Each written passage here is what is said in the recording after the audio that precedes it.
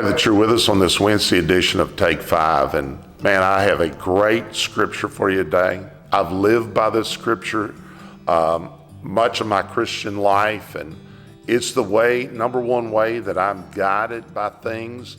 And I love the way the Amplified says this. I'm going to read it to you in the King James. It's talking about peace. And then I'm going to read it to you out of the Amplified in Colossians 3:15. And let the peace of God rule in your hearts, to the which also you're called one body, and be ye thankful. Listen to this in the Amplified. And let the peace, the soul harmony which comes from Christ's rule, act as an umpire, like in a baseball game, an umpire, a strike, a ball. Let this peace rule your heart, that really it will give you the answers to your problems. Many times as I've been praying for things, there has been this peace that would come over me, and I would know that this is the way that I need to go about my life. And then also that I would be grieved in my spirit, and I would know this is not the way. I knew when I had peace to follow that peace. Let me continue on and read this to you.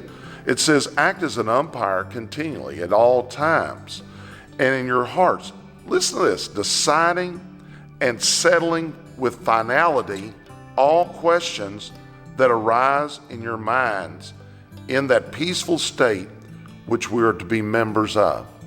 So let this peace really guide you. If you feel unassured and edgy and nervous and really just grieving that you just don't feel that peace of God in your life, don't do it.